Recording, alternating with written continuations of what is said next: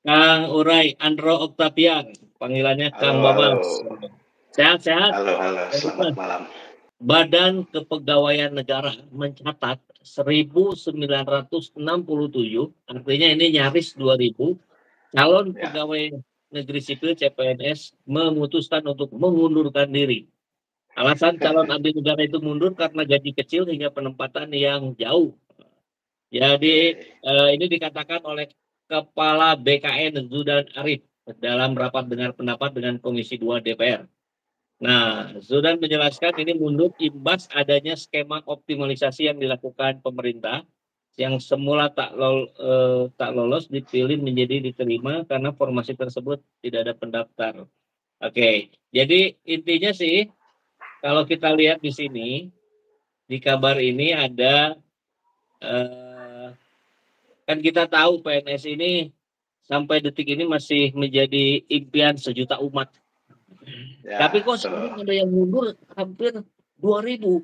Nah ini apakah anak-anak muda hari ini sudah mulai kritis gitu untuk Mhm. memilih lokasi atau membandingkan angka yang tidak layak dan seterusnya? Mhm. Atau Ya. ada kesalahan dalam sistem bernegara kita yang mengatur tata kelola itu gitu. Nah, jadi sahabat semua ini akan kita Oke. diskusikan ya. Jadi mudah-mudahan ini bisa menggambarkan untuk sahabat yang masih di usia usia pencarian kerja ataupun bahkan Bapak Ibu semua yang anak-anaknya sedang mencari kerja ini. Ini diskusi yang menarik Ya. karena mudah-mudahan sih bisa memberikan wawasan untuk kita semua ya. Kang Babas, langsung aja nih sebagai psikolog psikolog klinis Ya. sebetulnya, tapi eh, akhirnya mau tidak mau juga harus bicara tentang dunia industri dan ke mana-mana ya, karena klinis Ya. kan terkait manusia, manusia ada di berbagai aktivitas kehidupan. Nah, menurut Ya. Kang Babas, apakah mundurnya 2000 CPNS ini ada cara pandang yang berubah dari Mhm. generasi muda hari ini Ya. melihat PNS atau bagaimana nih melihat fenomena ini? Ya. Nah, sebelum ke sana, Kang, ini juga saya Ya, udah baca, Pak, beritanya sempat hangat.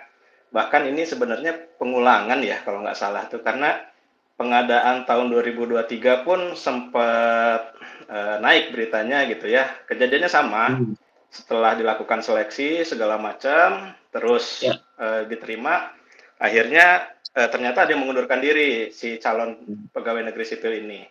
Bahkan hmm, kalau nggak saya salah ingat itu, bahkan tahun kemarin itu sempat diadakan skema penalti, Kang. yang Penaltinya juga mengundurkan nggak diri, main-main. ya, Ya, kena penalti. penaltinya tuh kalau kena penalti awalnya ada yang 50 juta, ada yang Hmm, 100 juta, gitu kan luar biasa. ya, Cuman ya, akhirnya kalau nggak salah diputuskan penaltinya adalah yang mengundurkan diri itu tidak bisa mengikuti CASN satu periode selanjutnya. satu Gitu. periode itu Jadi 1 tahun satu berikutnya. tahun. Oke. Ya, jadi kalau saya tahun kemarin ikut CPNS, ternyata dinyatakan lulus, lalu saya mengundurkan diri karena nggak sesuai gitu ya. Saya nggak Hmm. bisa ikut tahun depan. Harus nunggu dulu 1 tahun gap year kalau anak sekolahan kali ya. Ya, Gitu. Dan ternyata kalau sekarang terjadi lagi tahun 2024, artinya penalti itu nggak efektif yang tahun kemarin itu. nggak peduli juga Tetap barangkali karena pengen mundur mundur aja. nggak Padahal kita nggak tahu peduli. hari ini cari kerja itu kan susah Kang Bobas. Kok Nah, itu bisa-bisanya dia. gitu? Ya, jadi agak kontradiktif ya. Padahal kita udah Ya, tahu saat ini nyari kerja susah, tapi orang masih ada yang mengundurkan diri gitu ya. Bahkan kan belum benar. bekerja ya. Ya, Hmm. berarti kan ini usia-usia kalau dibilang kategori itu Gen Z ya. Ya, betul, betul. Gen Z ya. Jadi kalau dia sekarang tahun 2024, katakanlah usia 25 ya, kita masuk usia produktif 22 sampai 25, artinya Hmm. kelahiran 2000 berapa? 2013 enggak ya 2013 ya. Sorry. Ya. 2003 ya. Hmm. 96 sampai 2003 yang masuk Gen Z gitu ya. Hmm. Nah, balik lagi ke pertanyaan yang tadi, apakah ada pergeseran, apakah ada perubahan orang Ya. persepsi dalam melihat CPNS gitu ya. Mungkin kalau menurut saya mungkin, tapi jauh sebelum ke sana sebetulnya ini kan kebetulan sekarang saya psikolog klinis, tapi sebelum jadi psikolog klinis saya HRD kan, 14 tahun Hmm, juga gitu ya. benar benar. Heeh, Jadi lupa. Iya, sebenarnya iya. heeh, sebenarnya kalau dulu pengalaman saya sebagai HRD ketika kita buka lowongan itu memang Hmm. probabilitas ada yang mengundurkan diri itu pasti ada. Berapa persen Bahkan ya? itu nah, biasanya itu 76 sampai 80% acceptance rate-nya. Jadi yang mengundurkan diri kemungkinannya 20 persenan. Hmm. Acceptance rate-nya 76 sampai 80 gitu ya, yang Ya. normal yang dianggap masih sehat gitu ya. Walaupun kan Hmm. sebenarnya kita pengennya 100% karena Hmm. ketika melakukan rekrutmen itu kan keluar biaya rekrutmen ya. Nah, itu. Nah, yang 20 persennya ini hangus gitu kan ya. Hmm. Nah, Hmm. ini kalau kita pakai rasio itu, pembukaan CPNS ini kan pelamarnya 3 juta Kang Epul. 3 juta yang diterima. Pelamarnya 3 juta, yang diterima kalau nggak salah sekitar 700.000, yang mengundurkannya 1.000. Hmm. Jadi kalau kita ngitung angkanya saja sebetulnya ini bukan fenomena kalau menurut saya. Hmm. Hmm. Sebetulnya bukan Apa? fenomena gitu ya. Tapi masih layak kita bahas karena ya tadi Ya. yang Kang Epul sampaikan, kan Hmm. CPNS itu pekerjaan idaman mertua ya. Punya mantu, PNS itu kan idaman katanya gitu ya. Benar. Nah, ini apakah ada pergeseran atau tidak gitu ya. Pada Gen Z khususnya, karena sekarang yang masuk ke dunia kerja itu kan Gen Z ya. Nah, Hmm. saya sempat baca artikel-artikel psikologi, memang Gen Z ini kan punya ciri khas yang unik ya. Hmm. Ketika dia masuk ke industri, ketika dia masuk ke lingkungan kerja itu banyak sekali fenomena atau banyak sekali yang ngomongin bahwa Gen Z ini bekerja seenaknya, bekerjanya males-malesan gitu kan ya. Kebanyakan Hmm. negatif kalau menurut saya. Nah, apakah ini berkaitan dengan itu atau tidak? Menurut saya mungkin aja gitu ya. Hmm. Cuman kalau dari artikel terakhir yang saya baca, Ya. eh, perilaku malas itu kan sebenarnya perilaku yang tampil kalau dalam psikologi ya.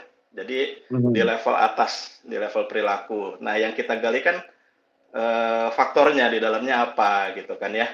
Nah, itu memang ada perbedaan pola gitu ya, antar generasi dan itu sebetulnya alamiah, wajar gitu. Kayak Hmm. kita dulu baby boomers ke generasi Z, sorry kok Z ya, X X. ya.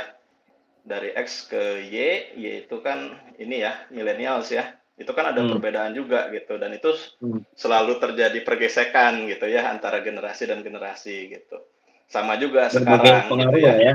Hmm. Berbagai pengaruh. Salah satunya kalau yang saya baca ini dari jurnal, bukan jurnal sih, ini Psychology Today ya. Hmm. Ini pemberitaan di dunia psikologi lah, jadi termasuk juga psikologi populer gitu di dalamnya. Hmm. Ada pembahasan bahwa Gen Z ini berbeda dengan generasi sebelumnya dalam dia melihat suatu pekerjaan ataupun karir katanya gitu ya. Kalau orang dulu, generasi sebelumnya melihat pekerjaan itu yang dia cari adalah stabilitas katanya gitu, Oke. security. Jadi dia tidak mau dianggap sebagai pengangguran kalau zaman dulu itu. Jadi sebisa mungkin kerja, kalau sudah keterima kerja ya udah kerja aja gitu. Makanya loyalitasnya tinggi. Sedangkan Gen Z itu tidak Hmm. seperti itu melihat karir. Melihat karir itu sebagai pengembangan diri kan katanya. Hmm. Jadi mereka itu mencari exposure, mencari pengalaman, mencari experience gitu ya. Hmm. Jadi yang mereka lihat eh, pekerjaan itu kesempatan untuk mempelajari hal baru, gitu kan ya. Oke. Nah, Nah, sebentar, makanya kan, Bang. Saya, ya, saya jadi penasaran nih, karena memang tadinya saya mau bertanya tentang dalam kacamata psikologi, faktor apa aja sih yang bisa mendorong seseorang atau katakanlah dalam hal ini adalah kawan-kawan Gen Z ini untuk mundur dari pekerjaan yang sudah mereka perjuangkan mungkin berbulan-bulan. Apakah yang barusan ya, jawabannya? ya. Ini ya yang agak susah ya. karena bekerja aja belum, tapi udah mundur gitu ya. Nah, itu Sedangkan dia. seleksinya memang sebenarnya lama gitu kan ya. Mhm. Seleksinya udah berjalan berbulan-bulan, terus Mhm. sudah bersaing dengan sekian ribu bahkan jutaan orang gitu kan ya. Ya. Setelah keterima mundur gitu ya. Mhm. Ya, tapi jangankan Gen Z, Kang. Kalau dalam pengalaman saya sebagai HR, Mhm. ketika kita kirim offering, offering itu kalau normalnya kan biasanya ada negosiasi kembali ya. Ya. Kita offering, ketemu, ngobrol, ini yang kita bisa berikan dari perusahaan seperti ini, tunjangannya ini, penempatannya ini, pekerjaannya ini. Nanti ada negosiasi gitu. Oh, saya Mhm. dapat apa ini, dapat itu kan. Nah, ketika itu tidak ketemu, ya nggak jadi dia tidak jadi bergabung. Itu Ya. kemungkinannya selalu ada sebetulnya. Bahkan ketika pun jadi PNS gitu ya, ya mungkin memang ada ya. Kalau beritanya kan ini kabarnya karena dia ada optimalisasi ya. Jadi Mhm. yang keterima di formasi apa, ketika dia kalah perengkingan, dia Gitu. ditempatkan di formasi yang lain, digeser Ya. atau ditempatkan di lokasi yang lain gitu ya. Mhm. Ya kalau secara logika kasar sih berat ya sebenarnya. Wajar aja Apalagi gitu kalau ya. sudah berkeluarga gitu kan Ya. ya. Apalagi kalau sudah ada ya mungkin macam-macam pertimbangannya pasti Mhm. kan. Orang kita ini kan apa ya, berkeluarga yang pertama, terus Mhm. mungkin ada tanggungan terhadap orang tua segala macam gitu ya. Ya sebetulnya wajar orang itu akhirnya, "Oh aduh saya terlalu kayaknya berat, harus pindah," misalnya gitu. Itu Iya, biasa sih makanya sebetulnya kalau menurut saya. pertanyaan pertanyaan lanjutannya kan, ataukah ini bagian dari kegagalan sistem negara gitu kan dalam mengatur Ah. porsi? Ya. Nah, ini kalau dikaitkan tadi dengan artikel ya, Kang, ya, Ya. selain katanya ya, gadget itu selain dia mencari experience, dia juga Mhm. mencari value gitu ya. Mhm. Mhm. Nah, value itu kan nilai dari perusahaan biasanya gitu kan. Ini perusahaan bergerak di bidang apa, apa yang diusahakan, terus sesuai nggak dengan value saya gitu kan ya. Nah, yang pertama mungkin gitu ya, mungkin value menjadi ASN itu yang tersampaikan atau yang dimaknainya itu Mhm. sudah tidak sesuai dengan value diri gitu ya. Kayak tadi Mhm. misalnya, kalau asumsi saya, Gen Z itu kan mereka lebih expose, lebih